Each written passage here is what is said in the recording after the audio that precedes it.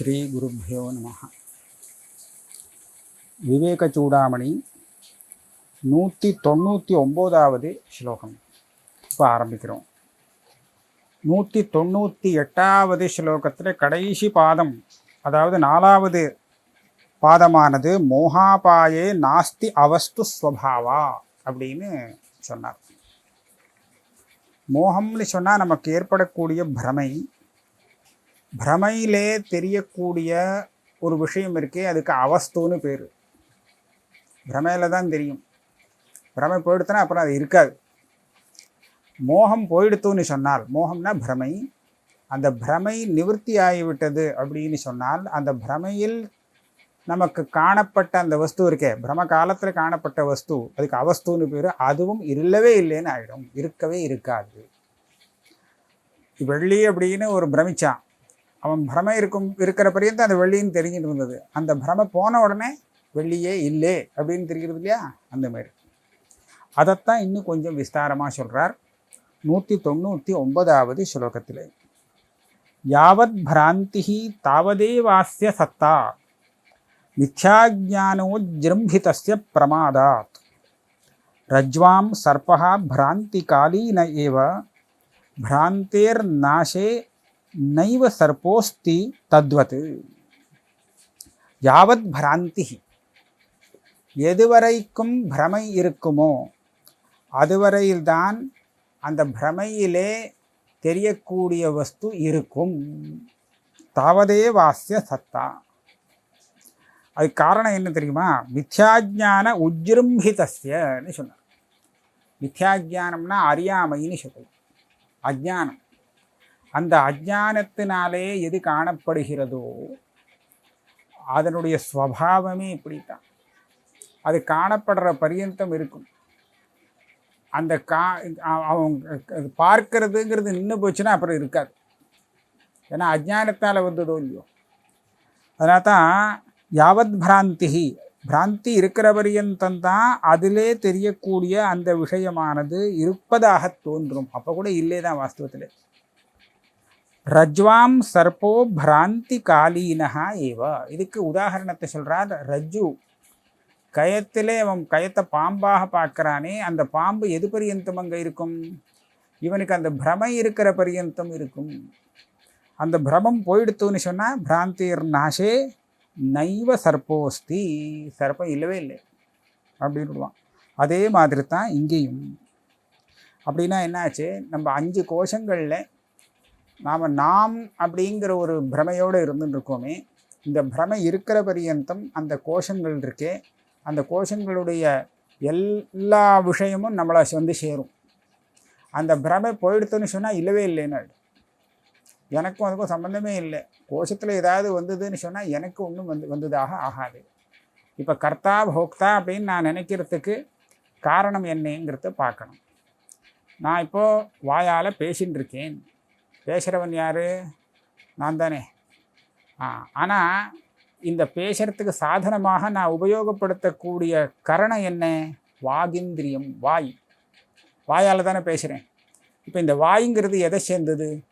இந்த சரீரத்தை சேர்ந்தது தானே. வாய்ங்கிறது சரீரத்தில் இருக்கக்கூடிய ஒன்று, ஒரு அங்கம். இந்த வாயை வச்சுட்டு நான் பேசுகிறேன். வாய் தான் இந்த வேலையை செய்கிறது. ஆனால் செய்கிறவன் யாருன்னு கேட்டால் நான் சொல்லுவேன், நான் தான் பேசுகிறேன். இல்லையா? என் வாய் பேசுகிறது, நான் ஒன்றும் பண்ணலை அப்படின்னு நான் சொல்ல மாட்டேன்.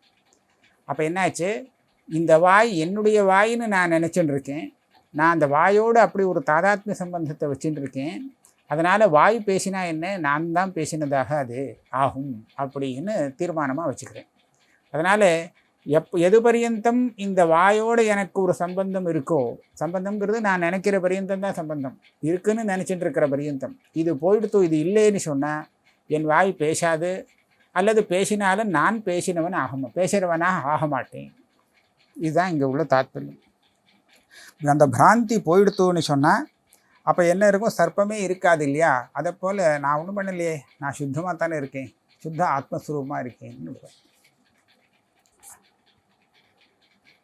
இப்போ ஒரு கேள்வி வரும். இந்த வாயோ, இந்த சரீரமோ, சூக்ஷ்ம சரீரம், ஸ்தூல சரீரம், அதுக்கு காரணமான அவித்தியை எல்லாம் சொன்னீங்களே, இதெல்லாம் அனாதியாக நம்ம கூட வந்திருக்கு. சிஷ்யன் கேள்வி கேட்குறான், இது அனாதியாக கூட இருக்கும்போது இந்த அனாதியை எப்படி போக்க முடியும்? நேற்றுக்கு வந்ததுன்னு சொன்னால் இன்றைக்கி நாமளே அதை நிவர்த்தி பண்ணுறதுக்கு உபாயம் பண்ணி அதை நிவர்த்தி பண்ணிவிடலாம். அனாதி காலமாக வந்திருக்கிற இந்த உபாதிகளை நாம் எப்படியாவது நிவர்த்தி பண்ண முடியுமா? பண்ணவே முடியாது. ஜீவனுக்கு ஜீவத்துவங்கிறது எப்போ வந்ததுன்னு கேட்டால் அனாதின்னு சொல்ல வேண்டியிருக்கு. அனாதியாக இருக்கக்கூடிய ஜீவபாவம் அவனை விட்டு நீங்குமா? எப்படி நீங்க முடியும் அப்படின்னு கேள்வி கேட்டிருந்தான் சிஷ்யன். அதற்கு இப்போ பதில் சொல்கிறார்.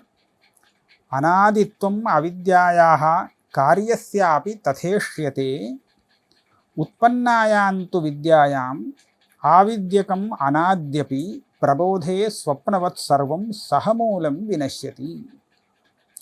அநாதித்வம் அவித்யாயாக, அவித்யை என்பது அனாதி அப்படின்னு ஒத்துக்கொள்ளப்படுகிறது.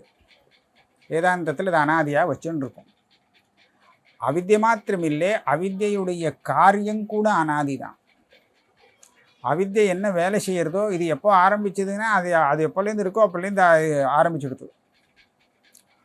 அது அனாதியாக இருக்குதுன்னு சொன்னால் இதுவும் அனாதி தான். அதனுடைய காரியமும் அனாதியாகத்தான் இருக்குது. அப்படியே ஒத்துட்டு இருக்கோம். அனாதின்னு ஒத்துக்கலைன்னா வேறு கதியே இல்லை. ஒரு உதாரணத்துக்கு, நமக்கு இந்த ஜென்மா ஏற்பட்டிருக்கே, இந்த ஜென்மாவுக்கு காரணம் போன ஜென்மாவில் பண்ணின கர்மான்னு சொல்கிறோம். போன ஜென்மாவில் நாம் பண்ணின கர்மா பலத்தை கொடுக்காமல் இருந்து அதனுடைய பலத்தை அனுபவிக்கிறதுக்காகவே இந்த ஜென்மாவை அது ஏற்படுத்தி கொடுத்துருக்கு அப்படின்னு சொல்லணும் இல்லையா? போன ஜென்மா எப்படி வந்தது, இந்த ஜென்மா சரி இப்படி வந்தது. போன ஜென்மாவில் அந்த கர்மாவை பண்ணினானே, அந்த ஜென்மாவே எப்படி வந்தது அப்படின்னு கேட்டால் அதற்கு முன் செஞ்ச கர்மா அப்படின்னு சொல்லணும். அதற்கு முன் செஞ்ச கர்மான்னு சொன்னால் அந்த கர்மாவும் ஒரு ஜென்மா எடுத்து தானே பண்ணியிருக்கான், இல்லைன்னா பண்ண முடியாது இல்லையோ. அது எப்படி வந்தது இப்படி கேட்டுகிட்டே போனால் எங்கேயா முடிவும் இருக்கோ? முடிவு இல்லைன்னா அதான் அனாதின்னு சொல்லுவோம். இது எங்கே ஆரம்பிச்சதுன்னு சொல்லவே முடியாது. இதுதான் அனாதி. சாதாரணமாகவே சொல்லலாம். நமக்கு அப்பா இருந்தால் அந்த அப்பாவுக்கு அப்பா இருந்தாரோ இல்லையோன்னு ஒன்றும் சந்தேகம் வருது இல்லை. அந்த அப்பாவுக்கு ஒரு அப்பா அம்மா இருந்திருக்கா. அந்த அப்பாவுக்கு அப்பா அம்மா இருந்திருக்காளா இல்லையா? அவருக்கு அப்பா அம்மா, இது தீர்மானமாகவே சொல்ல முடிகிறது இல்லையா? ஆனால் யார் முதல்ல அப்பா அம்மா சொல்ல முடியுமா? இல்லை. இது அனாதின்னு சொல்லி விட்டுற வேண்டியதான். எங்கே ஆரம்பிச்சது நமக்கு தெரியும். நமக்கு 2-3 பரம்பரை வரல் தெரியும். அதுக்கு மேலே போனால் ஒன்றும் தெரியாது. ஆக பேசாமல் விட்டுற வேண்டியதான். இது அனாதி அப்படின்னு. இதே மாதிரி தான் இந்த அவித்யுடைய காரியங்கள் எல்லாமே அனாதின்னு ஒத்துருக்கோம். இதில் சந்தேகம் இல்லை. இருந்தாலும் உற்பன்னாயாந்து வித்யாயாம், எப்போ வித்யைங்கிறது உண்டாகுமோ, அந்த ஞான பிரகாசம் அப்படின்னு எப்போ வந்துவிடுமோ, அப்போது இந்த அவித்யாலே ஏற்படக்கூடிய அவித்யையும் சரி, அவித்யால் ஏற்பட்ட காரியங்களும் சரி காணாமல் போய்தான் தீரும். இது எவ்வளவு அனாதியாக, எவ்வளோ பெரிய அனாதியாக இருந்தாலும் வித்யை வந்துடுத்துனா அது இருக்க முடியாது. அதனால் அனாதி கூட நிவர்த்தி ஆகும். உற்பன்னாயாந்து வித்யாயாம் ஆவித்யகம் அனாதி அப்படி, அது அனாதியாக இருந்தாலும் கூட சர்வம் சக மூலம் வினஷ்யதி, அடியோடு நிவர்த்தி ஆகிடும். மூலம்னா வேறு, காரணமான அவித்யோடு சேர்ந்து அவித்யா காரியமும் நிவர்த்தி ஆகிடும். அவித்யே இருக்காது, அப்போ அவித்யுடைய வேலைகள் காரியங்கள் இருக்குமா? இருக்காது. அதுக்கு திருஷ்டாந்தம் சொல்கிறார். பிரபோதே ஸ்வப்னவத்து சர்வம். சொப்பனத்தில் பெரிய ராஜ்யம்லாம் அவங்க கிடச்சி போச்சு, பெரிய மகாராஜாவாக ஆகிட்டான், எல்லாம் ஆச்சு. திடீர்னு முழிப்பு வந்துடுது. அப்போ என்ன ஆச்சு? எங்கடா போச்சுன்னு கேட்க முடியுமா? இப்போ கேட்கவே முடியாது. அது அடியோடு போயிடுது. கொஞ்சம் கூட சேஷம் இல்லை. சொப்பனத்தில் இத்தனை பார்த்தோமே, கொஞ்சமாவது இருக்கலாமே அப்படின்னு சொன்னால் முழிச்சுன்றதுக்கப்புறமும் வரவே வராது. அதைப்போல் இந்த வித்தியங்கிறது ஏற்பட்டு கொடுத்து அப்படின்னு சொன்னால் அந்த அவித்யை எவ்வளவு பெரிய அனாதியாக இருந்தாலும் அது நிவர்த்தி ஆய்த்தான் தீரும். அது நிவர்த்தி ஆகிடுத்து, அது இல்லாமல் போயிடுத்தோன்னு சொன்னால் அதனுடைய காரியங்கள் மாத்திரம் நிற்காது, அதுவும் போயிடும் அப்படிங்கிறத இந்த ஸ்லோகத்தில் சொல்கிறேன். குகையில் இருட்டே உதாரணமாக சொல்கிறது. குகையில் இருட்டு இருக்குது. இதுவரையில் யாருமே உள்ள நுழையாத குகை அது. அதனால் இருட்டாகவே இருந்துருக்கு. அனாதி காலமாக இருட்டு இருக்குது. ஆனால் இப்போ தான் முதல்ல ஒரு மனுஷன் உள்ளே விளக்கேற்றி வைக்கிறான். விளக்கேற்றின்னு உள்ளே போகிறான். உள்ளே அந்த விளக்கு வெளிச்சம் பரவின உடனே அந்த இருட்டு அங்கேருந்து போகணுமா வேண்டாமா? நான் ரொம்ப நாளாக இருக்கேன், போக முடியாது அப்படின்லாம் சொல்ல முடியாது இல்லையா? அதனால் இந்த வெளிச்சம் வந்தாச்சுன்னா அதனால் அங்கே இருக்கவே முடியாது. அதுதான் அதே கதை தான் இங்கே. தத்துவஞானம்ங்கிறது வந்துடுத்துன்னு சொன்னால் அந்த அஜ்ஞானம்ங்கிறது நிவர்த்தி ஆயித்தான் தீரணும், வேறு வழி கிடையாது. இதுதான் இங்கே மூலம். பிரபோதே ஸ்வப்னவத் சர்வம் சகமூலம் வினஷ்யதி. இப்படி இவ்வளவு தூரம் சொன்னால் நமக்கு சாமானிய ஜனங்களுக்கு புரியும். அவள் ஒன்றும் சரி பரவாயில்ல சரிதான் அப்படின்னு ஒத்துக்க முடியும். ஆனால் தர்க்கசாஸ்திரம் படித்தவன் இருக்கானே, அவனுக்கு ஒரு உதாரணம் சொன்னால் தான் அவன் ஏற்றுப்பான். உன் சாஸ்திரப்படியே இந்த மாதிரி இருக்குது பற்றியா, அனாதியாக இருந்தாலும் அது நிவர்த்தியாக இருக்குதுன்னு அப்படின்னு அவனுக்கு ஒரு உதாரணம் கொடுத்தா அவனுக்கு ஒரு திருப்தி. அதுக்காக ஒன்று சொல்கிறார், அநாத்யபீதம் நோ நித்தியம் பிராகபாவ இவ ஸ்புடம் அநாதேரப்பி வித்வம்சா பிராகபாவஸ்ய வீக்ஷிதா. இந்த ஸ்லோகம் யாரை பார்த்து சொன்னதுன்னா தர்க்கசாஸ்திரம் படித்தவனை பார்த்து சொன்னது. அவனுக்கு தெரிஞ்ச விஷயம், மற்ற வாழ்க்கை லோகத்தில் தெரியும்னு சொல்ல முடியாது. அவனை பார்த்து சொல்கிறாப்பா, உனக்கு பிராகபாவம்னு நீ ஒன்று ஒத்துன்றிருக்கியே, அது அனாதி. அனாதியாக இருந்தாலும் அதனுடைய பிரதியோகி உண்டாகும் போது அந்த பிராகபாவத்துக்கு நிவர்த்தி ஆகும்னு ஒன்று சித்தாந்தம் இருக்குது. நீ அதை மனசில் வச்சுக்கோ. இந்த கேள்விக்கு உனக்கு பதில் வந்துவிடும். அனாதியான அவித்யை எப்படி போக்க முடியும், அது எப்படி போகும் வித்யை வந்ததுன்னா அப்படின்னு கேட்டால் நீ இந்த அனாதியான பிராகபாவம் பிரதியோகி வந்த உடனே போகிறது இல்லையா, அதை போல அப்படின்னு அதுக்கு பதிலை நீயாவே கண்டுபிடிச்சிக்கோ. ஆனால் இது சாஸ்திரியமான ஒரு பாஷை ஆகிடுத்து. அப்படின்னா என்னன்னு நாமெல்லாம் கேட்போம். இப்போ சாதாரண ஜனங்கள் பிராகபாவம்னா என்ன, பிரதியோகினா என்ன, இது வந்த உடனே அது போச்சுங்கிறதே அப்படின்னா என்னதுன்னு கேட்போம். ஒன்றுமே புரியல அப்படின்னு சொல்லலாம் இல்லையா? அப்போ அது என்னதுன்னு கொஞ்சம் விவரிக்க வேண்டிய அவசியம் இருக்குது. அது என்னன்னு கேட்டால், இப்போ மண்ணை வச்சு பானையை தயார் பண்ணுறான் இல்லையா? உதாரணத்துக்கு இதை எடுத்துகிட்டு இருக்கேன். இதை போல் காரியகாரண பாவம் இருக்கிற இடம் எல்லாமே நீங்கள் எடுத்துக்கலாம். மண்ணை வச்சு பானை பண்ணுறான், பானை தயார் பண்ணுறான் குயவன். பானை விடுறது. இவன் தயார் பண்ணுறதுக்கு முன்னாடி மண் இருந்தது, ஆனால் பானை இருக்கலை.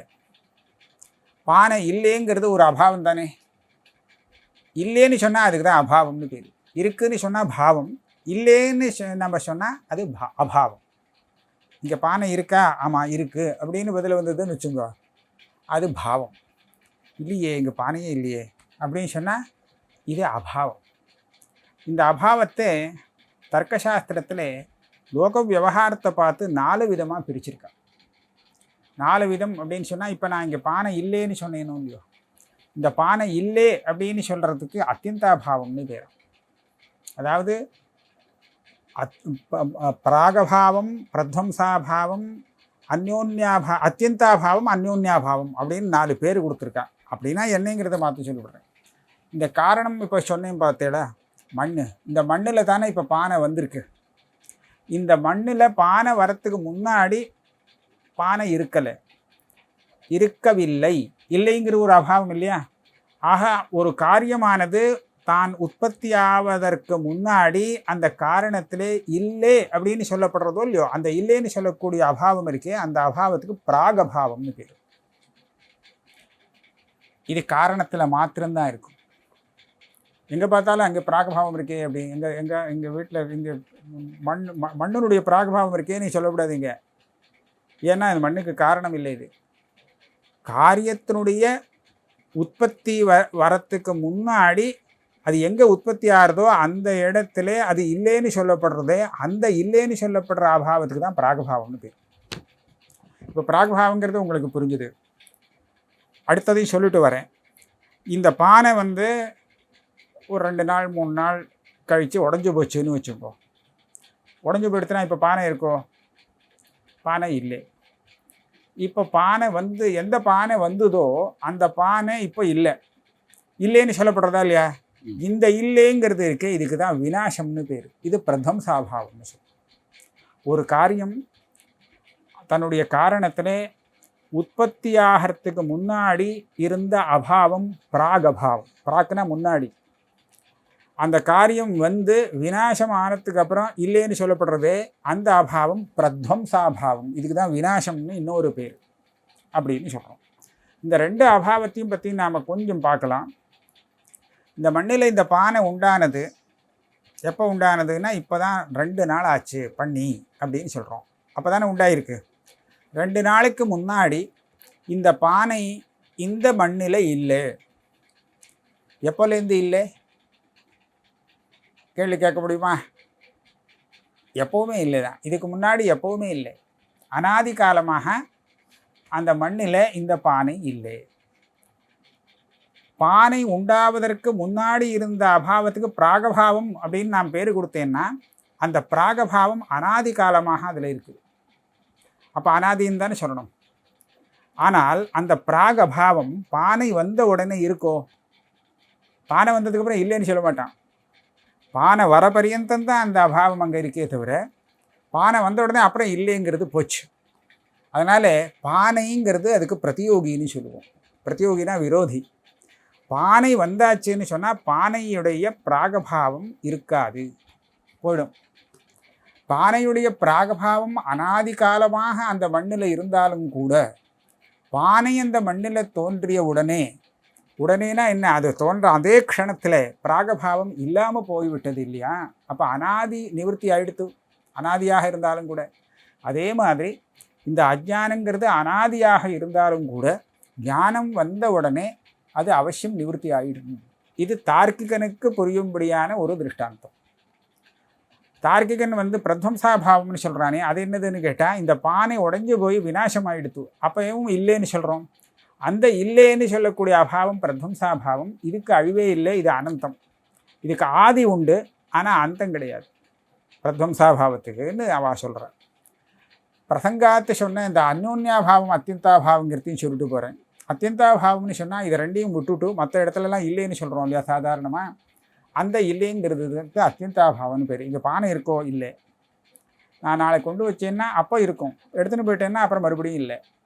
இப்போ இல்லை அப்படிலாம் சொல்கிறோம் இல்லையா. இந்த இல்லைன்னு சொல்லக்கூடிய அபாவம் இருக்கே, இது பிராகபாவமும் இல்லை, பிரத்வம்சாபாவமும் இல்லை. ஏன்னா அந்த எதை இல்லைன்னு சொல்கிறேனோ அது இன்னொரு இடத்துல இருக்குது, இங்கே இல்லை. அது உண்டாகிறதுக்கு முன்னாடி பின்னாடிங்கிறது இல்லை. அது உண்டாகி இருக்கும் காலத்திலேயே அந்த பானை இங்கே இருக்கான்னு கேட்டால் இப்போ இல்லைன்னுடுவேன் இல்லையா. அப்போ அதனுடைய உற்பத்தி விநாசத்தை வச்சுன்னு நான் இல்லைன்னு சொல்லலை. அது இல்லை இங்கே, அது அங்கே இருக்கோ இல்லையோ அதை பற்றி நமக்கு கவலை இல்லை. இது அத்தியந்தாபாவம்னு சொல்கிறோம்.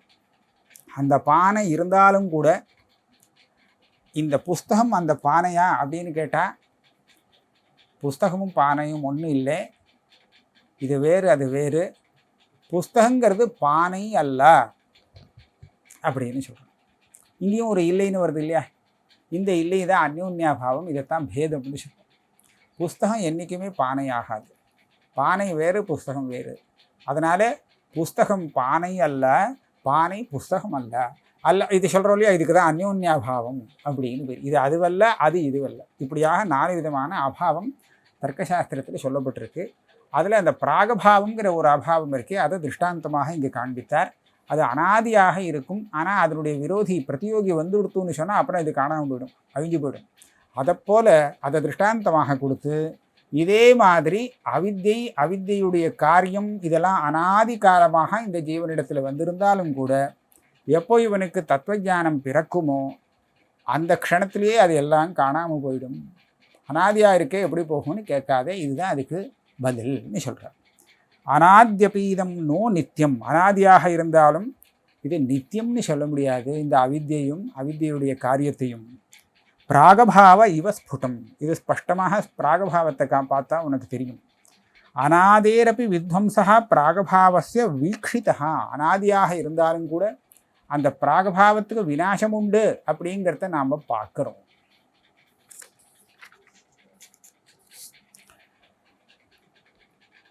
யத் புத்தி உபாதி சம்பந்தாத் பரிகல்பிதமாத்மனி ஜீவத்வம் ந தத்தோ அந்யத்து ஸ்வரூபேண விலக்ஷணம். ஒருத்தன் கேள்வி கேட்பான், ஜீவாத்மானு ஒன்று, அந்த ஜீவாத்மாவுக்கு அவித்யைன்னு ஒன்று, அந்த அவித்யை உடையவன் ஜீவாத்மா ஆகிறான். அந்த ஜீவாத்மாவுக்கு சூக்ஷ்ம சரீரம்னு ஒன்று, அந்த சரீரத்தோடு கூடினவன் ஜீவாத்மா ஆகிறான். அந்த ஜீவாத்மாவுக்கு ஸ்தூல சரீரம்னு ஒரு சரீரம், அந்த சரீரத்தோடு சேர்ந்து அவன் இருக்கிறான். அப்போது 3 அம்சத்தை நான் ஜீவாத்மாவோடு சேர்த்து விட்டேன், சேர்ந்திருக்கிறதாக புரிஞ்சுக்கிறேன்.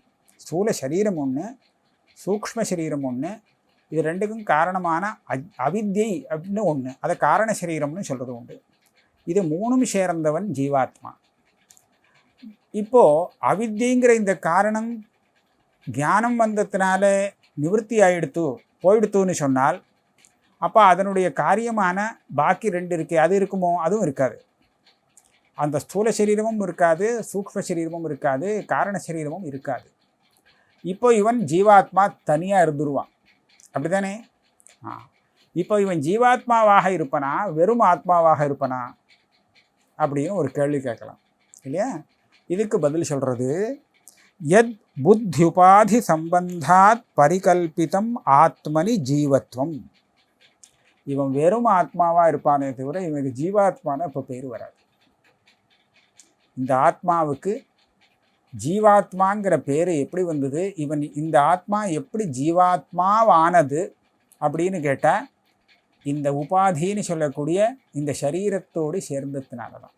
இந்த 3 அம்சங்கள் இருக்கு இல்லையா, ஸ்தூலம் சூக்ஷ்மம் காரணம்னு, இந்த 3ஓடு சம்பந்தம் இருக்கிற பரியந்தம் இவனுக்கு ஜீவன் அப்படிங்கிற பேர், ஜீவாத்மான்னு இவனை சொல்லுவோம். ஆனால் இது 3ம் இவனை விட்டு விலகி போயிடுத்துன்னு சொன்னால் இவன் வெறும் ஆத்மா தானே தவிர ஜீவாத்மான்னு இவனுக்கு பேர் கிடையாது. ஏன்னா ஜீவத்துவங்கிறது இந்த உபாதிகள்னாலே அதிலே கல்பிக்கப்பட்ட ஒரு தர்மம். இதோடு சேர்த்து பார்க்கும்போது ஜீவத்துவம் தெரியும். அதனால் ரஜ்ஜு கயத்தில் பாம்பை கல்பனை பண்ணிண்டா மாதிரி ஒரே ஆத்மாவில் இந்த உபாதியை சேர்த்து தேவதத்தன் அப்படின்னு ஒரு ஜீவாத்மா அப்படின்னு ஒரு ஜீவத்துவம் கல்பிக்கப்பட்டிருக்கு. இந்த உபாதி அவனை விட்டு விலகிடுத்துன்னு சொன்னால் அந்த ஜீவத்வமும் அவனை விட்டு விலகி போயிடும். யத் புத்தி உபாதி சம்பந்தாத் பரிகல்பிதம் ஆத்மனி ஜீவத்வம் ந ததோ அந்யத்து ஸ்வரூபேண விலக்ஷணம். நீங்கள் இந்த உபாதி எல்லாம் போனதுக்கப்புறம் அந்த ஆத்மாவை பார்த்தீங்கன்னா அவன் ஜீவாத்மாவாக தெரிய மாட்டான். அவங்ககிட்ட ஜீவத்துவங்கிறது இருக்காது. அவன் நிஜமாகவே அவன் ஜீவன்கிறது கிடையாது. இதுதான் அத்வைத சித்தாந்தம். உபாதியோடு சேர்ந்து இருக்கிற பரியந்தம் இவன் ஜீவாத்மா. இவனை காட்டிலும் வேறான இன்னொரு உபாதியோடு சேர்ந்து இருக்கிறவன் வேறு ஜீவாத்மா. எத்தனை சரீரம் இருக்கோ அத்தனை ஆத்மா இல்லையா? ஆனால் உபாதியிலேருந்து இவன் விடுபட்டு விட்டான்னு சொன்னால் இவன் என்ன வெறும் ஆத்மா. பரமாத்மான்னு கூட சொல்கிறதுக்கு இல்லை. பரமாத்மான்னு சொன்னால் ஜீவாத்மான்னு ஒருத்தன் இருந்தால் தான் அவனை பரமாத்மான்னு சொல்லலாம் இல்லையா? பரம ஆத்மா, உயர்ந்த ஆத்மா, வசத்தியான ஆத்மா அப்படின்னு சொல்லணும்னா கீழே ஒரு ஆத்மா இருந்தால் தான் இவனை விட வசத்தின்னு தானே சொல்லணும். இல்லைன்னா உயர்ந்ததாகத்தான் இருக்குது அப்படின்னு சொன்னால் அதை உயர்ந்ததுன்னு சொல்கிறதுல என்ன அர்த்தம் இருக்குது இல்லையா? ஸ்வர்ணங்கிறது ரொம்ப உயர்ந்த ஒரு வஸ்து அப்படின்னு சொல்கிறச்சே எதை காட்டிலும்னு கேட்டால் ஸ்வர்ணத்தை விட ஸ்வர்ணம் உயர்ந்ததுன்னு யாராவது சொல்வாளா? ஸ்வர்ணத்தை விட கொஞ்சம் கீழ்பட்ட வஸ்துவை காமிச்சு வெள்ளியை காமிச்சு இதை விட அது வசத்தி அப்படின்னு தான் சொல்லுவோமே தவிர அதையே காட்டிலும் அதுவே வசத்தின்னு சொல்ல முடியாது. அதை போல் ஜீவாத்மான்னு ஒருத்தன் இருக்க தான் பரமாத்மான்னு ஒரு பெரிய ஆத்மா கிடைச்சிருது. இப்போது இந்த ஜீவபாவமே இவனை விட்டு விலகி போயிடுத்து அப்படின்னு சொன்னால் இவன் வெறும் ஆத்மான்னு சொல்லணுமே தவிர ஜீவாத்மா பரமாத்மாங்கிற விபாகம் இவனிடத்திலே இருக்காது. அதான் சொல்கிறார் ஸ்வரூபேண விலக்ஷணம். அவனுடைய ஸ்வரூபத்தை பார்த்தா ரொம்ப வித்தியாசமாக இருக்கும். அதுதான் என்ன? சச்சிதானந்த ஸ்வரூபம். வேதாந்தம் அதை தான் சொல்லிக் கொடுக்குறது. சம்பந்த ஸ்வாத்மனோ புத்தியா மித்யாஜான புரஸ்ஸரஹ வினிவృத்திர் பவேத் தஸ்ய சம்யக் ஞானேன நான்யதா. வெறும் ஆத்மாவாக இருந்த ஒன்றுக்கு இந்த புத்தியோடு ஒரு சம்பந்தம் வந்ததே, எப்படி சம்பந்தம் வந்தது அப்படின்னு கேட்குறான். சம்பந்தமே வர முடியாது. தண்ணீரில் தாமரை இலை இருந்தாலும் சம்பந்தம் வராது. அதை திருஷ்டாந்தமாக கொடுத்து அசங்கோ ஹ்யயம் புருஷகான்னு சொல்லி ஆத்மாவுக்கு சம்பந்தமே இல்லை, எதோடும் சம்பந்தம் இல்லைன்னு சொல்லியிருக்கே. அப்படி இருக்கிறது எப்படி இந்த உபாதின்னு சொல்லக்கூடிய சரீரத்தோடு சம்பந்தம் வந்தது அப்படின்னு கேள்வி வரும். அந்த கேள்விக்கு பதில் என்ன சொல்கிறான்னா, மித்யாஜான புரஸ்சர சம்பந்தா, அஜானத்தினால தான் இந்த சம்பந்தம். அஜானத்தினால சம்பந்தம் அப்படின்னு சொன்னால் நிஜமான சம்பந்தம் இல்லைன்னு அர்த்தம். கயத்தை பார்த்து பாம்புன்னு நினச்சி பயந்து நடுங்கிறான் அர்த்தம். என்னன்னு கேட்டால் பாம்பு அப்படிங்கிறான், அதான் நடுங்கிறேன்னு. இப்போ இவனை பயன்படுத்தக்கூடிய பாம்பு எங்கேருந்து வந்தது அப்படின்னு கேட்டால் என்ன சொல்கிறது? எங்கேருந்து வரல, இவன் நினச்சிட்டு இருக்கான். இவனுடைய பிரமை தான் அதுக்கு காரணம் இல்லையா? அதே மாதிரி இந்த புத்திக்கும் எனக்கும் சம்பந்தம் இருக்குது இல்லையா? எப்படி இருந்தது இந்த சம்பந்தம் அப்படின்னு கேட்டால் என்னுடைய பிரமை தான் அதுக்கு காரணம். நிஜமாக ஒரு சம்பந்தமும் இல்லை. நான் நினச்சிட்டு இருக்கேன் எனக்கும் அதுக்கும் சம்பந்தம் இருக்குங்க. பல இடத்துல இப்படி ஏமாந்து போயிடுவோம். ஒரு பெரிய தனம் இருக்குது, பணக்குவியல் இருக்குது, யாரும் எடுத்துக்கிறதுக்கு இல்லை. இவன் அங்கே போயிட்டான். இவன் போனால் அதை பார்த்தான், இதை நாம் எடுத்துன்னுடுவோம் அப்படின்னு சொல்லி இவன் வந்து எடுத்துன்னு விட்டான். தன்னுடைய இதை நினச்சின்னு விட்டான். இப்படி நினச்சிட்டதுக்கப்புறம் அவன் எடுக்கிறதுக்கு முன்னாடியே 4 பேர் வந்து அதை எடுத்துகிட்டு போயிட்டான்னா இவனுக்கு மகா துக்கம் வந்துவிடும். அடாடா என்னுடைய பணம் பூரா போயிடுதே அப்படின்னு. போச்சா இல்லையா? இது எப்படி வந்தது? அங்கே இருக்கிற அந்த பணக்குவியல் இவனுடையது ஆகலை, நிஜமாக ஆகவே இல்லை. இவன் அதை பார்த்து நாம் எடுத்துன்னுடுவோம் அப்படின்னு நினச்சிட்டு அதை தன்னுடையதை ஆக்குண்டான் மனசால், ஒரு பிரமையால். இப்போ எடுத்துகிட்டு போன உடனே இவனுக்கு நஷ்டம் ஏற்பட்டதாக தோணுது இல்லையா? அப்படி பார்க்குறச்சே இவனுடைய அந்த எண்ணம் இருக்கே, இது என்னுடையதாக, நான் தான் பார்த்துருக்கேன், என்னுடையதாகட்டும் அப்படின்னு சொல்கிறது இருக்கே, இதுதான் அந்த சம்பந்தத்துக்கு காரணமே தவிர நிஜமான சம்பந்தம் ஒன்றும் இல்லை. இங்கேயே ஒரு உதாரணம் சொன்னார். ஒரு சரீரம் செத்து கிடக்கு, அந்த சரீரத்தில் ஒரு நாய் தலையில் ஏறி உட்காந்துட்டு குலைக்கிறதான் மற்ற நாய்களை பார்த்து. அந்த நாய் என்ன நினைக்கிறதுன்னு சொன்னால், இந்த சரீரம் தன்னுடையது, தனக்கு சொந்தம், இதை வேற இன்னொரு நாயெல்லாம் சாப்பிடக்கூடாது அப்படின்னு அது நினைக்கிறது. அதே மற்ற நாய்கள் அதை சாப்பிட்றதுக்கு பக்கத்தில் வரும்போது விரட்டி வடிக்கிறது, குறைச்சடிக்கிறது. இந்த சரீரம் இந்த நாய்க்கு எப்படி சொந்தமாச்சுன்னு கேட்டால் பதிலே இல்லை. இது அப்படி நினச்சின்னு கொடுத்து அவ்வளோதான். ஆக புத்தியாதிகளோடு நமக்கு ஏற்படக்கூடிய சம்பந்தம் நிஜமான சம்பந்தம் ஒன்றும் இல்லை. நம்மளுடைய நினப்பு தான் அந்த சம்பந்தம், மித்யாஜானம் தான் அந்த சம்பந்தத்துக்கு காரணம். புத்தியா மித்யாஜான புரஸ்ஸரா ஸ்வாத்மன சம்பந்தா. நம்ம நல்ல ஆத்மா இருக்கே, அந்த ஆத்மாவுக்கு புத்தியாதிகளோடு வரக்கூடிய சம்பந்தம் மித்யா அஜானத்தினால வரக்கூடிய சம்பந்தம், இது நிஜ சம்பந்தம் இல்லை. இதை நிவர்த்தி பண்ணணும்னா என்ன பண்ணணும்? வினிவృத்திர் பவேத் தஸ்ய சம்யக் ஞானேன ந அன்யதா. இந்த மாதிரி தவறான ஞானத்தினாலே சம்பந்தம் வந்தது, பிராந்தியாலே ஒரு சம்பந்தம் தெரிகிறதுன்னு சொன்னால் இந்த சம்பந்தத்தை போக்குறதுக்கு சம்யக் ஞானம் ஒன்று தான் சாதனம், வேறு எதுனாலையும் போகாதுன்ற. கயத்தில் பார்க்குற பாம்பை கம்பெடுத்து அடித்தா ஓடாது, நிஜ பாம்பாக இருந்தால் ஓடும். இதை கம்பெடுத்து விரட்டலாம்னா சொன்னால் நகராது அந்த இடத்த விட்டு இல்லையா? இதை வந்து கயிறுன்னு தெரிஞ்சுட்டா தான் இந்த பாம்பை நிவர்த்தி ஆகுமே தவிர தத்துவஞானம் இல்லாமல் இந்த பாம்புக்கு நிவர்த்தி இல்லைன்னு சொல்கிறது இல்லையா? அதே மாதிரி தான் பொய்யான சம்பந்தம், நம்மளுடைய அஜானத்தினால ஏற்பட்டு இருக்கக்கூடிய இந்த சம்பந்தத்தை நிவர்த்தி பண்ணுறதுக்கு தத்துவஞானம், உண்மை தெரியணும், அதுதான் தத்துவஞானம்னு சொல்கிறது. அந்த தத்துவஞானம்தான் இந்த நிவர்த்திக்கு சாதனமாகுமே தவிர வேறு சாதனம் இல்லை. 203வது ஸ்லோகத்தில் என்ன சொல்லப்பட்டது அப்படின்னு கேட்டால், இந்த விஞ்ஞானமய கோஷம் அப்படின்னு ஒரு கோஷம் சொன்னோமே, அதாவது அதுல புத்தியானது பிரதானமாக உள்ளது. அந்த புத்தியோடு ஆத்மாவுக்கு ஒரு சம்பந்தம் ஏற்பட்டது. அந்த சம்பந்தம்ங்கிறது எப்படி உண்டானதுன்னு சொன்னா மித்யாஜான புரஸ்ஸரஹா. மித்யா அஜானம், அந்த அஜானத்தினாலே ஏற்பட்ட சம்பந்தம் இது ஒரு உண்மையான சம்பந்தம் இல்லை, அஜானத்தினாலே ஏற்பட்டது. அஜானத்தினாலே என்ன ஏற்படும் சொன்னா பிரமைதான் ஏற்படும், பிராந்தி ஞானம் தான் ஏற்படும். ஆக ஒரு பிராந்தி பிரமத்தினாலே புத்தி தன்னுடையது அப்படின்னு நமக்கு தெரியுறதா இல்லையா? இந்த தான்னா ஆத்மா அப்படின்னு வச்சுட்டோமானால் நான் பேசுறதுக்கு ஒரு புத்தி வேலை செய்யறதே அது என்னுடைய புத்தி தானே. ஆக என்னுடைய புத்தி அப்படின்னு சொல்லி அதுல ஒரு மமத்வாத்தியாசம் வருது, புத்தியில தாதாத்மியாத்தியாசமும் ஏற்படுது. இந்த தப்பான ஒரு ஞானம் இருக்கே, அந்த ஞானத்தை நிவர்த்தி பண்ணுவதற்கு தத்துவ சரியான ஞானம் வந்தால்தான் முடியும். அப்படிங்கிறதுனாலே சமயக் ஞானம் சொல்றது, அதாவது தத்துவ ஞானத்தினால்தான் இந்த புத்தியோடு நமக்கு ஏற்பட்டு இருக்கிற சம்பந்தம் நிவர்த்தியாகும், இல்லாட்டா முடியாதுன்னு 203வது ஸ்லோகத்துல சொல்லியிருக்காரு. அப்ப சிஷ்யன் என்ன கேட்பான், என்னுடைய பிரமையை நிவர்த்தி பண்றதுக்கு தத்துவ ஞானம் தான் வரணும் அப்படின்னு சொன்னால் அந்த தத்துவ ஞானம் எப்படி வரும், எது தத்துவ ஞானம்னு நான் எப்படி கண்டுபிடிக்கிறது? ஏன்னா இந்த லோகத்திலே ஒவ்வொருத்தர் ஒவ்வொரு விதமாக தத்துவ ஞானத்தை பத்தி சொல்றேன். அவாவா தான் சொல்றதுதான் தத்துவ ஞானம்னு சொல்றேன்.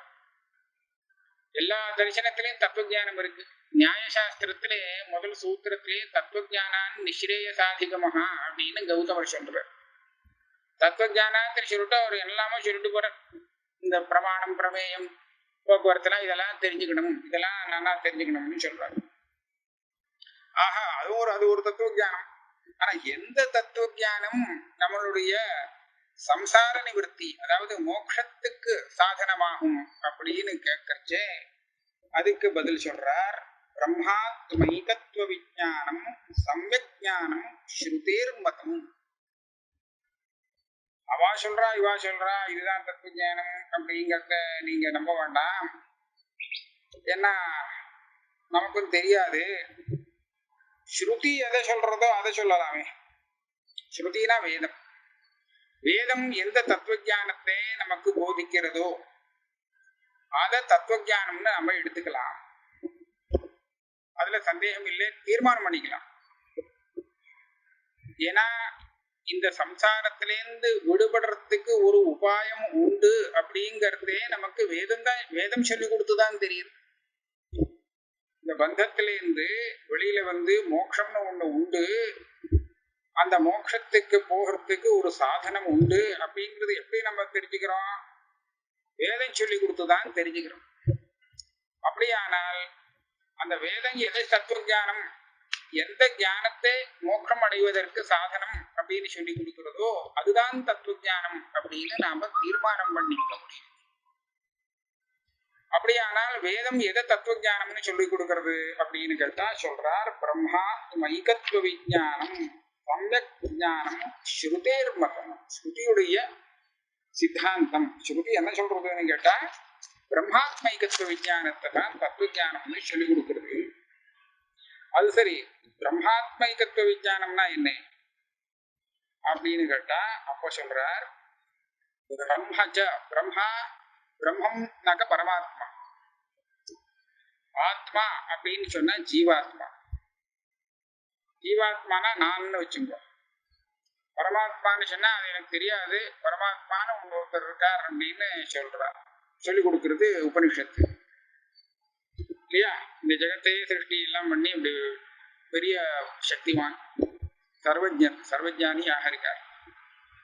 அப்பேற்பட்ட அந்த பரமாத்மா இந்த ஜீவாத்மா இந்த ரெண்டுக்கும் பேதம் இல்லவே இல்லை, ஒரே ஆத்மாதான் அப்படிங்கிற ஞானம் இருக்கே, இதுதான் தத்துவ ஞானம்னு ஸ்ருதி சொல்லி கொடுக்கிறது. அதாவது மோட்சத்தை அடையறதுக்கு சாதனமாக இருக்கும் தத்துவ ஞானம் என்பது நானே அந்த பிரம்மஸ்வரூபம் அப்படிங்கிற வார்த்தை தப்பு. இந்த வார்த்தையில நேரம் நான் சொல்லக்கூடாது. அதாவது நானும் அந்த பரமாத்ம ஸ்வரூபமும் ஒரே சைதன்ய ஸ்வரூபந்தான், ஈஸ்வரனும் நானும் ரெண்டும் ஒரே ஆத்மா தான், இப்படியும் இருக்கு அப்படியும் இருக்கு. அந்த ஒரே ஆத்மஸ்வரூபத்தை தெரிஞ்சுக்கணும். இதைத்தான் ஏகத்துவம் சொல்றது. பேதம் இல்லைங்கிறது. பேதம் இல்லைன்னு சொன்னா இது எப்படி நமக்கு தெரிஞ்சுக்கிறதுன்னு கேட்டா ஸ்ருதி நிறைய நிரூபணம் பண்றது. நான் வாக்கியங்கள் அப்படி சொல்றேன்.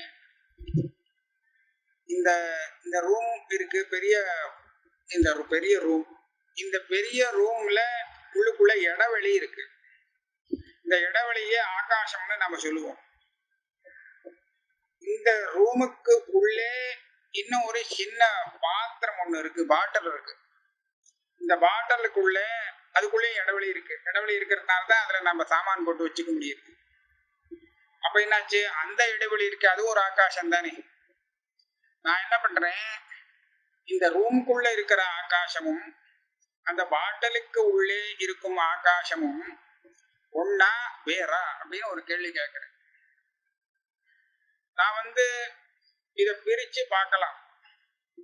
பாட்டிலுக்கு உள்ளே இருக்கும் இடைவெளி இது சின்னதா இருக்கும், ரூமுக்குள்ள இருக்கிற இடைவெளி அதை விட பெருசா தான் இருக்கும், ரூமுக்கு வெளியிலே உள்ள இடைவெளின்னு சொன்னா அது ரொம்ப பெருசு.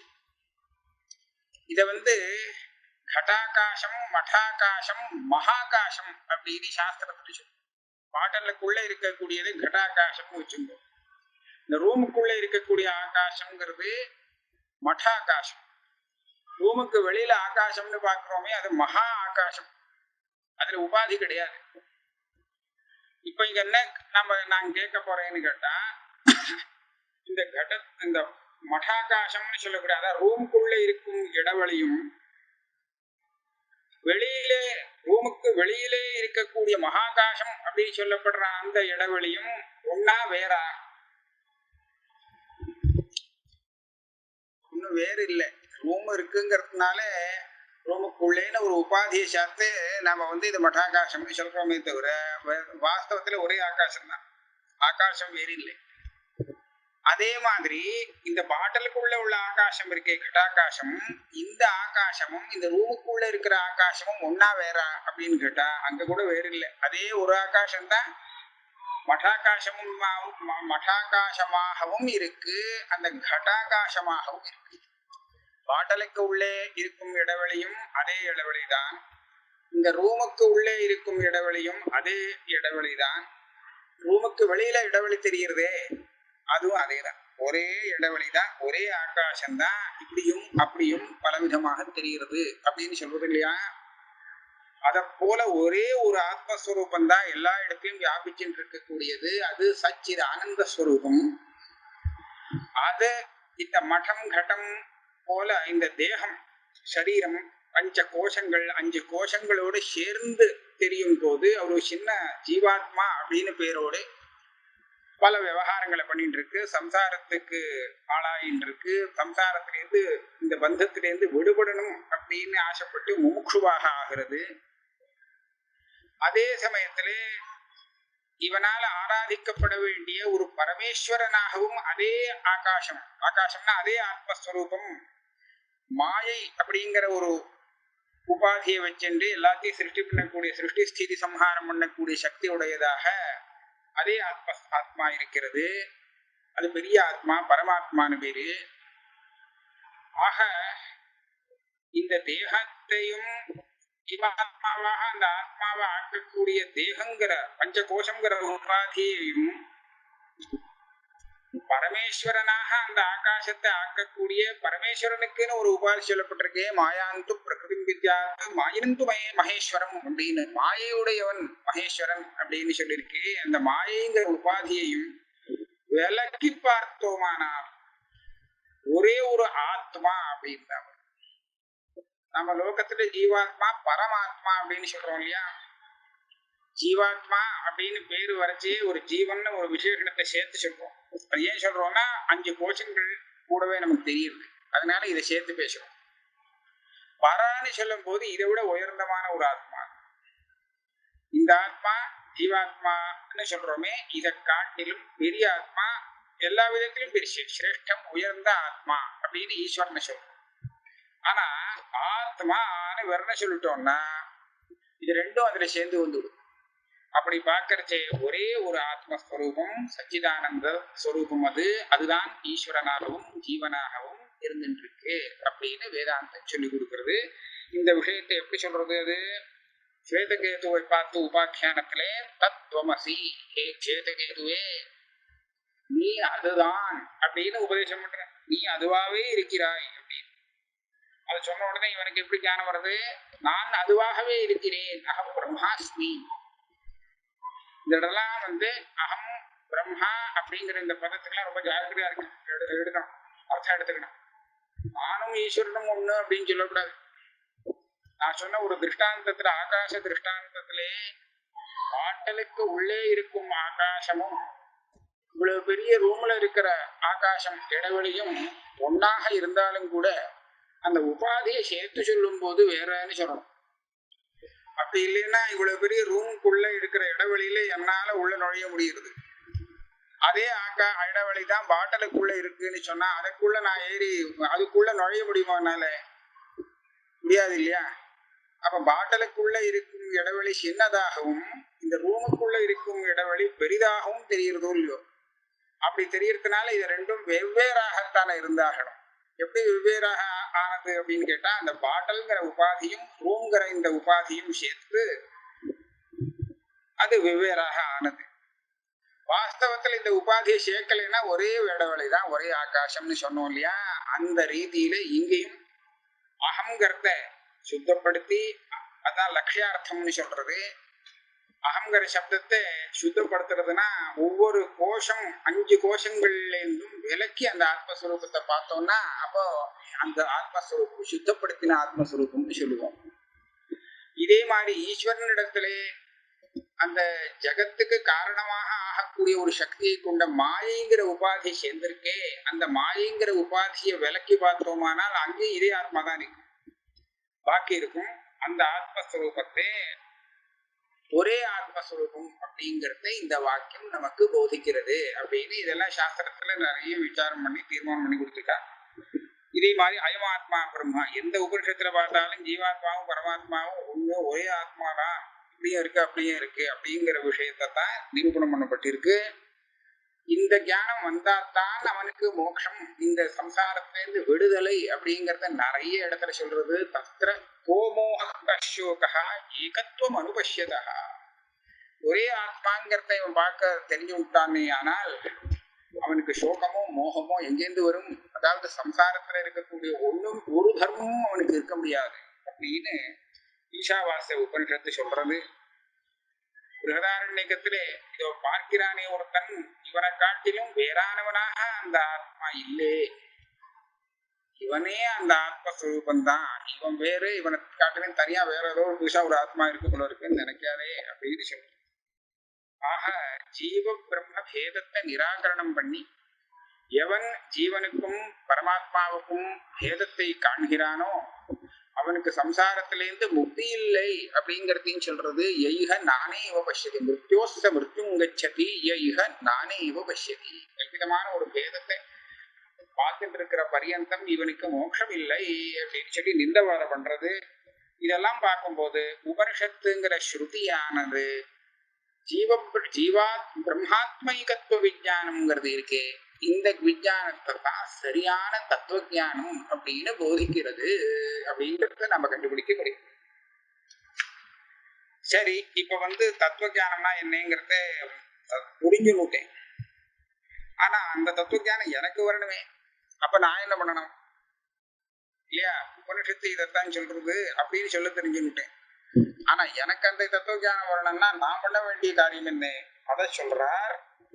ததாத்மாத்மனோ சம்யக் விவேகேனைவ சித்யதி ததோ விவேகः கர்த்தவ்யः பிரத்யகாத்மா சதாத்மனோ. இந்த மாதிரி அந்த ஞானம் வரணும்னா அதுக்கு என்ன உபாயம் சொல்லி கொடுக்குறேன். அந்த உபாயத்தை பண்ணி உனக்கே அந்த ஞானம் தொடும். அது என்ன உபாயம்? தத்து அந்த சம்யஜானம் உனக்கு சித்திக்கணுமேயானால் நீ நல்ல விவேகத்தை கொண்டு பண்ணணும். என்ன விவேகம் பண்ணணும்னு சொன்னா, இங்க ஒரு அசதாத்மான ஒண்ணு பிரத்யேகாத்மான ஒண்ணு, 2 ஆத்மா கலந்துருக்கு. அசத்துனா பொய்ன்னு இங்க வச்சுங்க, பிரத்யேகாத்மான உண்மையான ஆத்மா. அதே மாதிரி அசதாத்மான்னு சொன்னா பொய்யான ஆத்மா. இது ரெண்டையும் பிரிக்கணும், பிரிச்சு புரிஞ்சுக்கணும். 2 கலந்து இருக்கு. இந்த பஞ்ச கோஷங்கள்னு சொன்னா இல்லையா, அன்னமய கோஷம் தேகம், அதுக்குள்ள பிராணமயம், மனோமயம், விஞ்ஞானமயம், ஆனந்தமயம், இந்த 5 கோஷங்களும் நமக்கு அசதாத்மா, அதாவது பொய்யான ஆத்மாக்கள். இதோட சேர்ந்து கலந்து ஒன்னாக தெரிஞ்சுட்டு இருக்கிறதுனாலே இந்த ஆத்மாவுக்கு பந்தம். உனக்கு இந்த ஆத்மாவுடைய உண்மையான ஸ்வரூபம் தெரிஞ்சு சம்யஜானம் பிறக்கணும், தத்துவஜானம் பிறக்கணும்னு சொன்னா முதல்ல இதெல்லாம் கழட்டி எறியணும். இந்த 5 கோஷங்களை கழட்டி எறிகிறதுனா என்னன்னு கேட்டா, அது வேற தான் வேற அப்படிங்கிற நிச்சயத்தை திருடப்படுத்திக்கணும். இதுதான் இந்த ஆத்மாவை புரிஞ்சுக்கிறதுக்கு வழி. தத் ஆத்மானாத்மனோ சம்யக் விவேகேனைவ சித்தியதி. இது ஆத்மா, இதுல இருந்து பிரிச்சுட்டோம்னா இந்த கோஷங்கள்லாம் இருக்கே, இது அனாத்மான்னு சித்தமாகும்.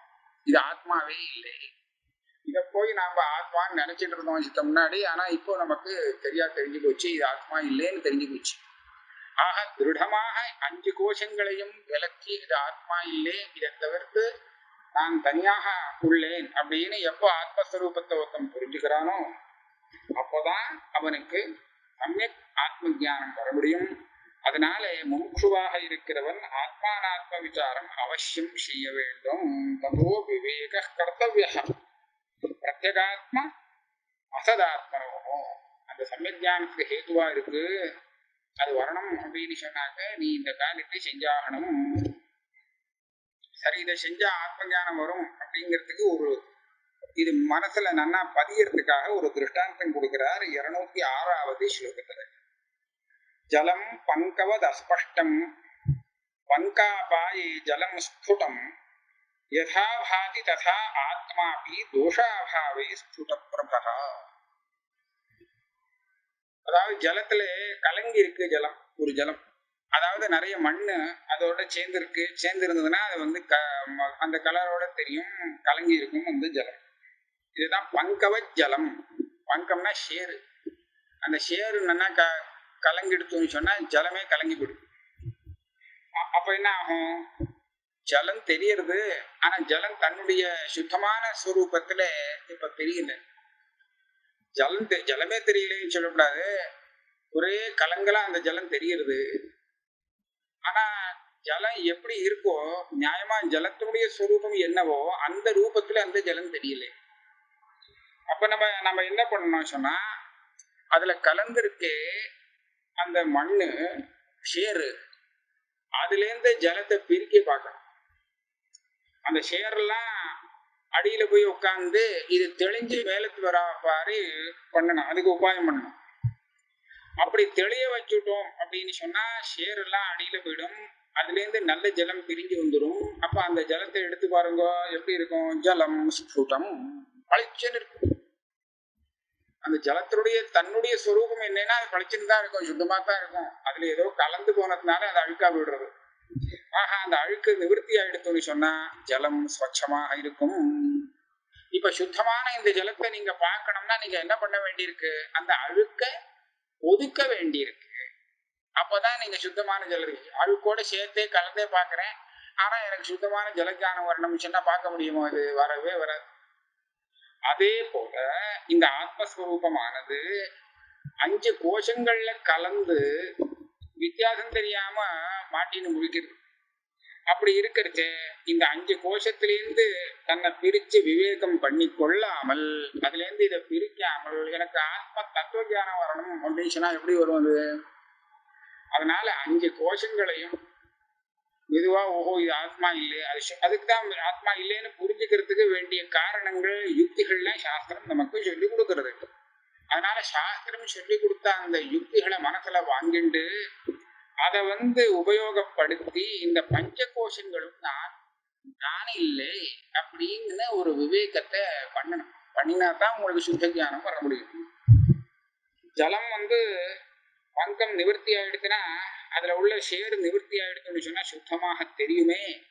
அதே போல இந்த பஞ்ச கோஷங்கிற இதோட கலந்து தெரிஞ்சுட்டு இருக்கக்கூடிய அம்சம் ஒரு சமயம் நிவர்த்தி ஆயிடுச்சுன்னு சொன்னா ததா ஆத்மாபி தோஷாபாவே ஸ்புட பிரபா, பளிச்சுன்னு சொப்பிரகாசமா தெரியுமா? இந்த ஆத்மா இருக்கு ஏற்கனவே எப்பவும் தெரிஞ்சுட்டு இருந்ததுன்னு சொன்னா தானாவே தான் தெரிஞ்சுட்டு இருந்தது. இது மற்றது போல இல்லை ஆத்மஸ்வரூபம். மற்ற விஷயங்கள்லாம் தானா தெரியாது, ஆத்மஸ்வரூபம் மாத்திரம் தானே பிரகாசிக்கும். அது பிரகாசம் படுத்துறதுக்கு இன்னொன்னு வேண்டாம். இது ஏற்கனவே அப்படிதான் இருந்தது, ஆனா அழுக்கா இருந்தது. மற்றதெல்லாம் சேர்ந்ததுனாலே அந்த அழுக்கெல்லாம் நிவர்த்தி பண்ணின உடனே ஸ்புட பிரபா, இதனுடைய அந்த பிரகாசத்தன்மைங்கிறது ரொம்ப அழகா தெரியுது. அப்படி தெரியுமா? இதுக்காகத்தான் நாம பிரயத்தனம் பண்ணணுங்கிறத 207வது ஸ்லோகத்துல சொல்றார். அசன் நிவர்த்த உது சதாத்மன ஸ்புட பிரதீதி ரேதஸ்ய பவேத் பிரதீஜஹ ததோ நிராதः கரணீய ஏவ அசதாத்மன சாது அகமாதி வஸ்துனா. இப்ப என்ன பண்ணணும் அப்படின்னு கேட்டா, இந்த ஆத்மா அழுக்கடைஞ்சு கிடக்கு, இதை நான் சுத்தம் பண்ணி பளிச்சுனாக்கணும். ஆமா, அதுக்கு என்ன பண்றதுன்னு கேட்டா, எதெல்லாம் வேண்டாத சமாச்சாரம் இதுல சேர்ந்ததோ அதெல்லாம் நிவர்த்தி பண்ணணும். சதாத்மன ஸ்புட பிரதீதி, உண்மையான ஆத்மா இருக்கே, அசதாத்மா இல்லை, சதாத்மா, நல்ல சுத்தமான ஆத்மா இருக்கே, நிஜமான ஆத்மா, அந்த ஆத்மா ஸ்புடமாக பளிச்சுன்னு உங்களுக்கு தெரியணுமே. ஆனால் என்ன பண்ணணும்னா, அந்த அசத்தாத்மா ஒண்ணு கூட சேர்றதே அதை நிவர்த்தி பண்ணியாகணும். அசன் நிவர்த்தவுது, அது நிவர்த்தியானாத்தான் சதாத்மன ஸ்புட பிரதீதி ஏதஸ்ய சதாத்மன. இது நீடா அது உன்னுடைய இந்த சதாத்மா நல்ல நிஜமான ஆத்மா ஸ்புடமாக ஸ்புடமாக தெரியணும்னு சொன்னா, அதாவது இந்த பிரத்யேகாத்மா ஸ்புடமாக உங்களுக்கு தெரியணும்னு சொன்னா, இதுல கலந்திருக்கிற அசதாத்மாவெல்லாம் பேசாம நிவர்த்தி பண்ணிவிடு, இது வேண்டாம். ததோ நிராசः கரணீய ஏவ அசதாத்மன. அசதாத்மாவை முதல்ல நிராசம் பண்ணு. நிராசம் பண்றதுனா என்ன? என்னுடைய அந்த 5 கோஷத்தை கழட்டி போடுன்னு சப்தத்தை உச்சாரணம் பண்ணலாம். எங்க கழட்டி போடுறது, எப்படி கழட்டி போடுறது? இந்த தேகத்தை விட்டு நான் எப்படி தனியா போக முடியும்? அதுக்கே நமக்கு சுவாதந்திரம் ஒன்றும் இல்லையே அப்படின்னு கேட்டா, இங்க நிராசகான்னு சொன்னா வெறும் புத்தியால பிடிச்சு புரிஞ்சுக்கிறது தான், வேற ஒன்றும் பண்ண வேண்டாம். இந்த தேகத்தை அடிச்சு உடைச்சு அந்த மாதிரிலாம் ஒன்றும் ஹிம்சை எல்லாம் பண்ணவே வேண்டாம். இந்த தேகாதிகள்லேருந்து தான் வேறுன்னு புரிஞ்சுட்டாப்போ. இப்ப நான் மனுஷன் அப்படின்னு சொல்லும் போது ஒரு இயற்கையாக சந்தேகமே இல்லாமல் மனுஷன்னு தெரியுறதா இல்லையா எல்லாருக்கும்? எப்படி மனுஷன்னு சொல்ல முடியும்? தான் எப்படி மனுஷன் ஆக முடியும்? அதாவது தான்ங்கிறது சுத்தமான ஒரு ஆத்மா அப்படின்னு வச்சுட்டோமானால் அது எப்படி மனுஷன் ஆக முடியும்? இந்த தேகத்தோடு சேர்த்து கலந்து இருக்கும் ஆத்மா அப்படின்னு வச்சுட்டா தான் இந்த தேகம் மனுஷத்துவம் உள்ளதாக மனுஷனாக இருக்கிறபடியாலே அந்த ஆத்மா தன்னை மனுஷன் சொல்லிக்கிறது. அப்ப என்ன ஆச்சு? இந்த தேகத்தை தன்னோட சேர்த்துக்கிறோம் நான் மனுஷன் சொல்லும்போது. அது மாத்திரம் இல்லை, நான் இன்னாருடைய பையன் அப்படின்னு நாம எப்ப சொல்றோமோ, இவனுடைய அப்பா அப்படின்னு சொல்லும் போது நம்ம வெறும் ஆத்மாவை வச்சுட்டு இந்த விவகாரம் பண்ணவே முடியாது. அந்த ஒரு சரீரம் தன்னுடையதாக வச்சுண்டு இந்த சரீரத்துக்கு காரணமாக இருந்த இன்னொரு சரீரத்தை என்னுடைய அப்பா அப்படின்னு சொல்லி, இந்த சரீரத்திலிருந்து வந்த இன்னொரு சரீரத்துல பையன் அப்படின்னு சொல்லி, இந்த சரீரத்தோட நான் மாத்திரம் சம்பந்தப்படுத்துறது இல்லை, அப்பா புத்திரன் எல்லாரையும் சம்பந்தப்படுத்தி அப்புறம் நான் விவகாரம் பண்றேன். இது என்னுடைய அப்பா, இது என்னுடைய பையன் அப்படின்னு விவகாரம் பண்ண வேண்டும். ஆக சரீரத்தை தன்னோட சேர்த்துக்காமல் லோகத்துல ஒரு விவகாரமும் பண்ண முடியல.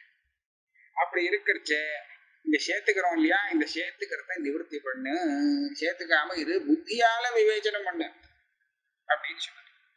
புத்தியால விவேச்சனம் பண்ணினா தானா ஸ்புரிக்கும் அந்த ஆத்மஸ்வரூபம். அது ஒன்றும் பிரகாஷிச்சுட்டே தான் இருக்கு, அது ஒன்றும் மறையும் இல்லை, ஒன்றும் இல்லை. இப்போ புதுசா ஒண்ணு வரணும்னே இல்லை. அதனால்தான் ஏற்கனவே இதே விவேக சூடாமணியில இந்த ஜலத்தை மறைச்சு இருக்கக்கூடிய பாசிய திருஷ்டாந்தமா கொடுத்தார். அந்த பாசிய விளக்கினா ஜலம் தெரியும். ஆனா இங்க அழுக்கு கலந்து அழுக்கா தெரியக்கூடிய ஜலத்தை திருஷ்டாந்தமாக கொடுத்தார். அந்த அழுக்க விளக்கினா அந்த ஜலம் சுத்தமா தெரியும். 2 திருஷ்டாந்தத்துக்கும் கொஞ்சம் வித்தியாசம் இருக்கு. ஒரு நன்னாவே ரொம்ப யோசிச்சுதான் இந்த உதாரணத்தை கொடுக்கிறார் அவர். பாசி ஜலத்தை மறைச்சதுன்னு சொன்னா அங்க பாசி தான் தெரியும், ஜலமும் தெரியாது. ஜலம் தெரியவே தெரியாது. அந்த ஜலம் தெரியறதுக்கு பாசிய விளக்கணும், அப்ப தெரியும். ஆனா கலங்கின ஜலம் நமக்கு தெரியும் போது கலக்கமாக அந்த ஜலமும் சேர்ந்து தெரியும். ஜலமும் தெரியுது, அதுல கலந்து இருக்கும் அழுக்கும் தெரியுது, மண்ணும் தெரியுது, ரெண்டும் சேர்ந்துதான் தெரியுது. நமக்கு நியாயமா இந்த ரெண்டாவது இப்ப சொல்லக்கூடிய திருஷ்டாந்தம் தான் ஆத்ம விஷயத்துல பொருத்தமாக இருக்கு. ஏன்னா நமக்கு ஆத்மாவும் அனாத்மாவாக இருக்கக்கூடிய அந்த கோஷங்களும் ரெண்டும் கலந்து இப்ப தெரிஞ்சுட்டு இருக்கிறதுனால இது ரெண்டுமே கலந்து தெரியுது. ஆத்மாவை சுத்தமா மூடிடல, பாசி ஜலத்தை மூடி ஜலமே தெரிய முடியாதபடி அப்படி பண்ணிடல. அது ஒரு நிலையில சொன்னோம், வெறும் சரீரத்தையே ஆத்மான்னு நினைச்சிட்டு இருக்கிற ஒரு ஆசாமியை பார்த்து சொன்ன விஷயம் அது. ஆனா இப்போ அப்படி இல்லை. நம்ம சாஸ்திரம் படிச்சு கொஞ்சம் உற்பத்தி வந்ததுக்கு அப்புறம் ஆத்மாவும் அந்த தேகாதிகளும் எல்லாமே சேர்ந்து தெரியுது. இதுவும் தெரியுது, அதுவும் தெரியுது. அதனால பாசியை திருஷ்டாந்தமா கொடுக்காமல் கலங்கின ஜலம்னு திருஷ்டாந்தம் கொடுத்தா, அங்க ஜலம் கலங்கி இருக்கும் நிலையிலையும் தெரியுது. அந்த மண்ணை நாம நிவர்த்தி பண்ணிட்டோம்னா பளிச்சுன்னு தெரியும், கலக்கம் இல்லாமல் சுத்தமா தெரியும். அதே போல இந்த ஆத்மஸ்வரூபம் இப்ப கலங்கி தெரியுது தேகாதிகளோட சேர்ந்து. எப்போ இந்த தேகாதியிலேருந்து பிரிச்சு நாம புரிஞ்சுப்போமோ அப்ப நமக்கு அதனுடைய சுத்தமான ஸ்வரூபம் ஸ்புடமாக தெரியும். அதத்தான் பஞ்சானாம் அப்படி கோஷானாம் அபவாதே விபாத்தியம் சுத்தா நித்யானந்தைக ரசா பிரத்யக் ரூப பரஸ்வயஞ்சோதிஹி. இதுக்கு முன்னாடி இதே புஸ்தகத்துல விவேக சூடாமணியில சொல்லியிருக்க. அதாவது இந்த 5 கோஷங்களையும் மெதுவாக ஒவ்வொன்னா இது நான் இல்லையே அப்படின்னு கண்டுபிடிச்சிட்டோம்னு வச்சுக்கோ, அப்போ சுத்தமான ஆத்மா தானா பிரகாசிக்கிறது. அதுதான் நித்திய ஆனந்த ஏகரசமாக இருக்கு, துக்கத்துக்கு சம்பந்தமே இல்லை. அதுதான் பிரத்யேகாத்மாவாக இருக்கு. ஸ்வயஞ்சோதினா தானே பிரகாசிக்கிறது. அதை பிரகாசப்படுத்துறதுக்கு இன்னொரு வெளிச்சம் போட வேண்டாம் அப்படிங்கிறத ஏற்கனவே சொல்லியிருக்கார். அதனாலே அசதாத்மா சதாத்மா உங்களுக்கு பிரகாசிக்கணும், ஸ்புடமாக தெரியணும் அப்படின்னு சொன்னால் இந்த அசதாத்மா இருக்கு. அந்த அசதாத்மா என்னது? அகமாதி, நான் அப்படின்னு ஆரம்பிக்கிறான். நான் மனுஷன், அதான் தேகத்திலேருந்து ஆரம்பிச்சு புத்தி பரியந்தம் இந்த 4 கோஷங்கள் ஆனந்தமய கோஷத்தையும் சேர்த்துக்க வேண்டியதான். அது எல்லாத்தையும் இவன் கிரமமாக வெளியில தள்ளிடணும் அப்படின்னு சொன்னா புத்தியால இது ஆத்மாவே இல்லை அப்படின்னு நல்லா புரிஞ்சுக்கணும். இப்படி புரிஞ்சுட்டான்னா இது போல் வேதாந்தத்துல சொல்லி கொடுக்கக்கூடிய விஷயம் இதுதான். அதனாலே அதோ நாயம் பராத்மா சாத். இப்ப நம்ம பஞ்சகோஷ விவேகம் தான் இப்ப நடந்துட்டு இருக்கு. 5 கோஷத்திலே விஞ்ஞானமய கோஷத்தை பத்தி இப்ப நிரூபணம் பண்றார். இப்ப அதை உபசம்ஹாரம் பண்றார். இந்த 208வது ஸ்லோகத்திலே அதோ நாயம் பராத்மா சாத் விஞ்ஞானமய சப்தபாக் விகாரித்வாத் ஜடத்வாச்ச பரிச்சின்னத்வ ஹேதுதः திருஷ்யத்வாத் விபிசாரித்வாத் ந அனித்யோ நித்தியிஷ்யதே. இப்போ நான் விஞ்ஞானமயம் அப்படின்னு சொன்னோமே, அந்த விஞ்ஞானமயம் கோஷந்தானே தவிர அது ஆத்மா இல்லை. இது ஆத்மா இல்லை. விஞ்ஞானமயம்னு சொல்லப்படுறது பரமாத்மா இல்லை. அதான் எந்த ஆத்மாவை நாம உபநிடத்துல தேடிட்டு இருக்கோமோ அந்த ஆத்மா இது இல்லையா. அது எப்படி சொல்ல முடியும் அப்படின்னு கேட்டா, விகாரித்வா, அது காரணங்கள் சொல்லாது. இது விகாரியாக இருக்கு, ஜடமாக இருக்கு, பரிச்சின்னமாக இருக்கு, திருஷ்யமாக இருக்கு, விபச்சாரியாக இருக்கு, அனித்யம். அனித்யம் நாம் தேடும் ஆத்மா நித்தியமான ஆத்மா, இது அனித்யம். அதனால இது வேறு அது வேறு. இது நித்தியமான ஆத்மா அனித்தியமாக எப்போதுமே ஆக முடியாது. அனித்யம் நித்தியமாகாது, நித்தியம் அனித்தியமாக. அது சரி, விகாரித்வாத்னா என்ன? அதாவது விஞ்ஞானமய கோஷம் ஆத்மாவல்ல. ஏன்? விகாரின ஜன்ம நாசவத்வாத். இதுக்கு பிறப்பு உண்டு, உற்பத்தி உண்டு, விநாசம் உண்டு. அது ஜடமாக இருக்கு. இன்னொரு காரணம், அது ஆத்மா இல்லைங்கிறதுக்கு. ஆத்மாவுக்கு நித்தியம், உற்பத்தி விநாசம் கிடையாது. இன்னும் ஆத்மா ஜடம் இல்லை. ஏன்? தானே பிரகாசிக்க கூடியது. இது தானா பிரகாசிக்குமா? முடியாது. இது அஸ்வப்பிரகாசம், தானா பிரகாசிக்கக்கூடிய தன்மை இதுக்கு கிடையாது. மூணாவது, ஆத்மாங்கிறது அபரிச்சின்னம். அபரிச்சின்னம்னு சொன்னா ஆகாசத்தை போல எங்கும் வியாபிச்சுட்டு இருக்கக்கூடியது. ஆனா இந்த கோஷம் அப்படி இல்லை. நம்ம புத்தி எங்கும் வியாபிக்கிறது இல்லை, பரிச்சின்னமாக இருக்கு. இன்னொன்னு, நம்ம ஆத்மஸ்வரூபம் திருஷ்யமாக இல்லை, அது சைத்தன்ய ஞானஸ்வரூபமா இருக்கு. இந்த விஞ்ஞானமய கோஷம்ங்கிற புத்தியோ அந்த ஞானத்தினால பார்க்கப்படும் விஷயமாக இருக்கு. அதனால அது ஞானம் ஸ்வரூபமான ஆத்மா ஆக முடியாது. அது மாத்திரம் இல்லை, விபிச்சாரின்னு சொன்னா ஒரு சமயத்துல காணாம போயிடுது. ஆத்மா காணாம போறதே இல்லை, எப்போதும் அது பிரகாசிச்சுட்டே இருக்கு. நல்ல தூக்கத்துல கூட அது பிரகாசிச்சுட்டே இருக்கிறதுனாலதான் முழுச்சுண்டவன் மறுபடியும் ஒன்றும் தெரியாம தூங்கினேன் சௌக்கியமா இருந்தது அப்படின்னு சொல்றான். ஒன்றும் தெரியாம தூங்கினேன்னு வேற சொல்றான். ஆனா அதே சமயத்துல சௌக்கியமா இருந்ததுன்னு வேற ஞாபகப்படுத்தி சொல்றான். அப்ப சௌக்கிய மாத்திரம் எப்படி தெரியுது அவனுக்கு இல்லையா? ஒண்ணுமே தெரியலன்னு சொல்லிட்டு சௌக்கியமா தூங்கினது இவனுக்கு எப்படி தெரியுதுன்னு கேட்டா, அது ஆத்ம சௌக்கியம். அது தானாவே பிரகாசிக்கிறது. எப்படி தெரியுதுன்னு இல்லை, தானே பிரகாசிக்கிறது சொல்றோம். அதனால மற்ற விஷயங்கள் அவன் பிரமாணத்தை உபயோகப்படுத்தி எந்த விஷயங்கள் எல்லாம் தெரிஞ்சுக்கணுமோ அந்த விஷயங்களை தெரிஞ்சுக்கிறதுக்கு அப்போ ஒன்றும் சாதனம் இல்லை, முடியல. ஆனா ஆத்மா அங்க இருந்ததுனாலே அதனுடைய சுகம் தானே பிரகாசிச்சுட்டு இருந்தது. அதைத்தான் அவன் மறுநாளைக்கு ஞாபகப்படுத்தின்னு சொல்றான்னு சொல்ல வேண்டியிருக்கு. ஆக அப்படி பார்க்கும்போது இந்த விஞ்ஞானமய கோஷ பரியந்தம் இது எல்லாமே ஒரு காலத்துல இல்லாத போயிடுறது. ஆனா ஆத்மா ஒரு நாளும் ஒரு சமயத்திலையும் அது இல்லாம போகல. அதனால இது அவ்விபிச்சாரி, அது வெபிச்சாரி. இப்பேற்பட்ட இந்த சுவாவ பேதங்கள், இந்த மாதிரி உள்ள வித்தியாசங்களை வச்சு விஞ்ஞானமய கோஷம் கூட ஆத்மா ஆகாது அப்படின்னு தீர்மானம் பண்ணிக்க வேண்டியது. அதனால அனித்தியமான ஆத்மா இது ஆத்மான்னு சொல்லக்கூடாது. நித்தியமா இருக்கிற ஆத்மாவாக இது ஆகவே ஆகாது. இது பொய் ஆத்மா, அசத ஆத்மா விஞ்ஞானமய கோஷம் என்பது அப்படின்னு சொல்லி இந்த விஞ்ஞானமய கோஷ நிரூபணத்தை இதோடு முடிக்கிறார். இனிமேல் அடுத்த கிளாஸ்ல ஆனந்தமய கோஷத்தை ஆரம்பிப்போம். நம்ம இதோட இங்க வச்சுப்போம்.